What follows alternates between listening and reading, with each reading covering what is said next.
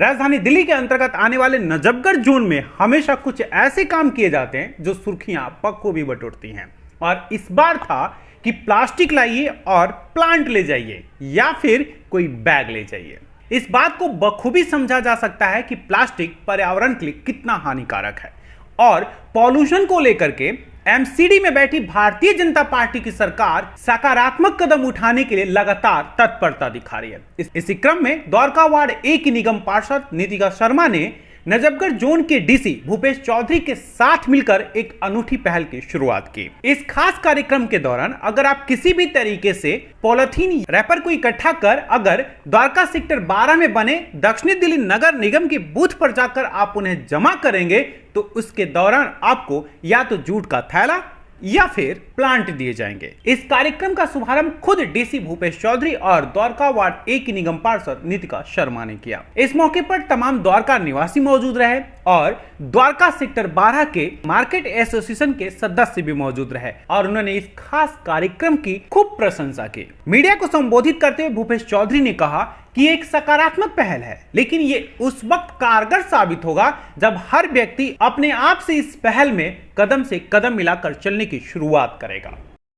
देखिए, आज 3 जुलाई international plastic bag free day के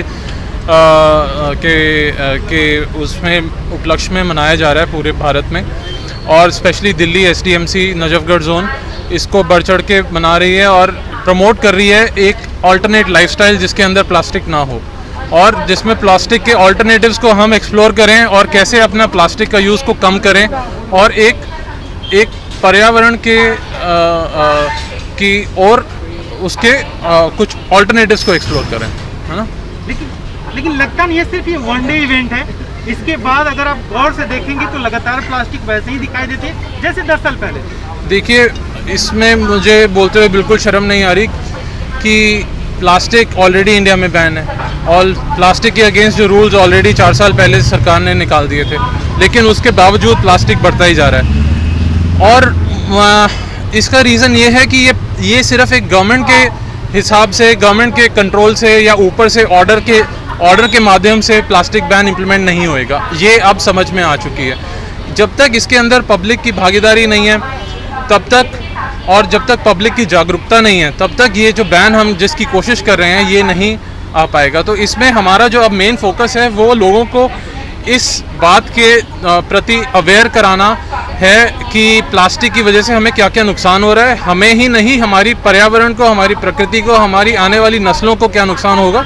ये सारी चीज़ों के बारे में हम बता रहे हैं और किस तरीके से हम जो यूज़ करते हैं प्लास्टिक उसको हम प्रोसेस करेंगे सेग्रीगेट करके और किस तरीके से हम कम करेंगे। ये दोनों चीज़ें भी इस मुहिम, ये जो हमारा ये कैंपेन है इसका पार्ट रहेंगी। यही चीज़ें तो कैसे होगा?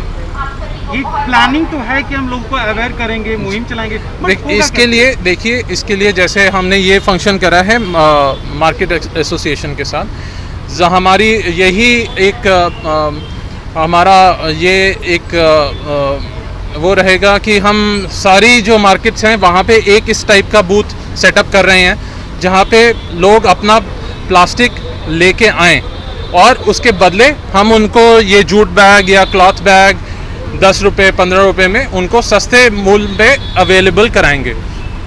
और इस टाइप की जो प्लास्टिक की बोतल हैं, मतलब अपना घर का जितना भी प्लास्टिक का वेस्ट है वो इसके अंदर वो इकट्ठा कर सकते हैं, चाहे वो सजावट का सामान है, रैपर है, आइसक्रीम का जो भी सामान है, छोटा छोटा अलग कर दें तो हम इसको प्रोसेस अलग से हो जाएगा। ये नालियों में नहीं जाएगा, चोक नहीं करेगा, इसको हमारी गायें नहीं खाएंगी और उसको खा के नहीं मरेंगी। सो ये छोटी छोटी चीज़ें अगर हम करेंगे, छोटा छोटा रैपर, अब मैंने पार्क में आज सुबह देखा धीरे धीरे मानसिकता में चेंज आ रहा है।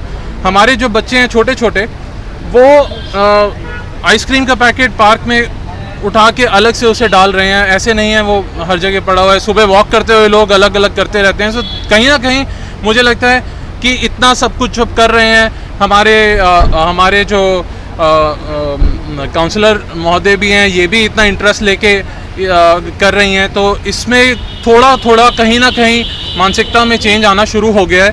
और मुझे लगता है इसमें जितना टाइम लगा है, इसमें इसी टाइप से अगर हम चलते रहे तो जल्द ही हम एक ये प्लास्टिक मुक्त लाइफस्टाइल की ओर अग्रसर हो सकते हैं। Thank you. वहीं द्वारका वार्ड 1 की निगम पार्षद नितिका शर्मा ने कहा कि भारतीय जनता पार्टी की सरकार प्रदूषण को लेकर के लगातार चिंतित है और प्रदूषण पर जिस तरीके से नियंत्रण हो सके उसके लिए कारगर कदम उठाए जा रहे हैं।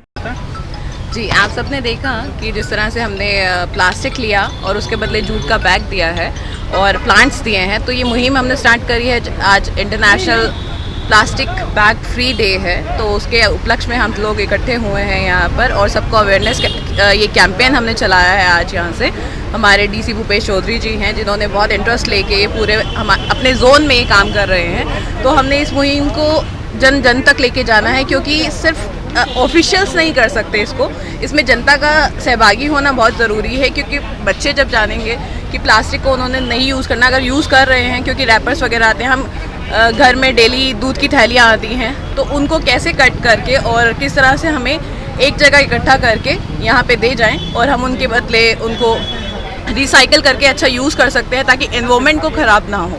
मैम, कोई क्वांटिटी होगी क्या? जैसे मान लीजिए ठीक है कोई प्लास्टिक लेकर के आता है तो कितनी क्वांटिटी लेकर के आएगा, तब उसे क्या चीज़ मिलेगा? 2 kg सर।